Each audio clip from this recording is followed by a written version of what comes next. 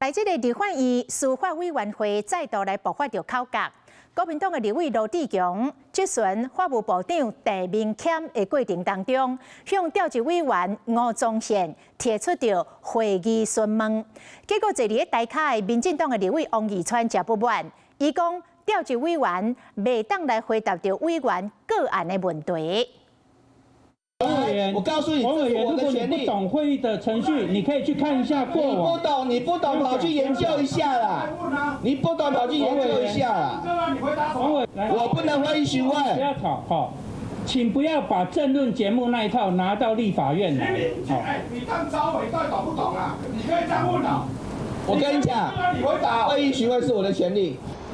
三个人拢讲甲真大声，这民进党团的总调郭建明随后嘛来加入着战局，场面一度真混乱。另外，立法院的分配器今仔日正式来启用。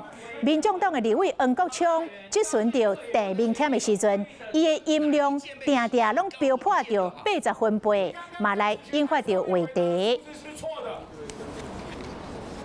Hello， 我是庄慧琪。想要抢先掌握最及时的新闻资讯吗？赶快订阅、按赞、开启小铃铛，锁定华视新闻 YouTube 频道。